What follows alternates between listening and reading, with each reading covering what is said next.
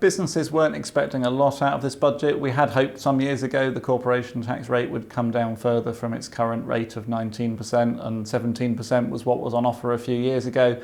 But we'd heard a few months ago that the Chancellor had done an about turn on that. So the rate of corporation tax, the main rate, remains at 19%. By not reducing the rate to 17%, the Chancellor has saved himself about £6 billion a year.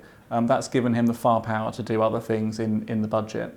The UK is going ahead with its digital services tax, so there's an additional 2% digital services tax, and that's really targeted at the Facebooks, the Amazons and the Googles.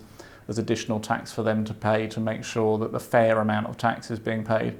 There is a global initiative to tackle technology companies around the world, but the UK is still moving ahead unilaterally with its own system, which there's a fear will cause these digital businesses to relocate elsewhere, but we shall wait and see what happens there.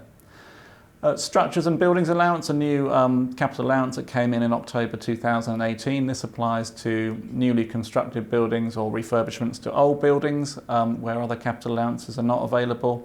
That was introduced at a 2% rate. That's now been increased to 3%, I think, to encourage investment in infrastructure in the UK.